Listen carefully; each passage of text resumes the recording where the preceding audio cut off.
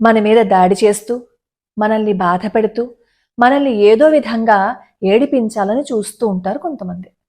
అలాంటి వాళ్ళని ఎలా ఎదుర్కోవాలి అనేది తెలీదు.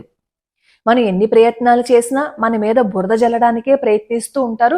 ఏదో విధంగా దాడి చెయ్యాలని ప్రయత్నిస్తూ ఉంటారు. అలాంటి సమస్యలన్నిటికీ ఒక అద్భుతమైన పరిష్కారం ఉంది. అదే నృసింహ కరావలంబ స్తోత్రం.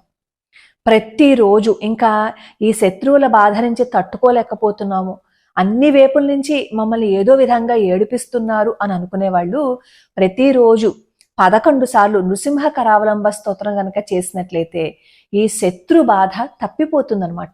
వాళ్ళకి బుద్ధి వచ్చేలాగా ఒక గుణపాఠాన్ని నేర్పిస్తారు.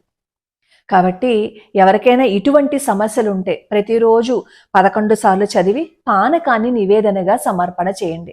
అలా కనీసం ఒక 6 నెలల పాటు చేస్తే మీకే తెలియకుండా మీ చుట్టూ ఎవరైతే శత్రువులు ఉన్నారో వాళ్ళందరూ ఒక్కొక్కరిగా దూరం అయిపోతారనమాట. అంటే మీ జోలికి రాకుండా ఉంటారు.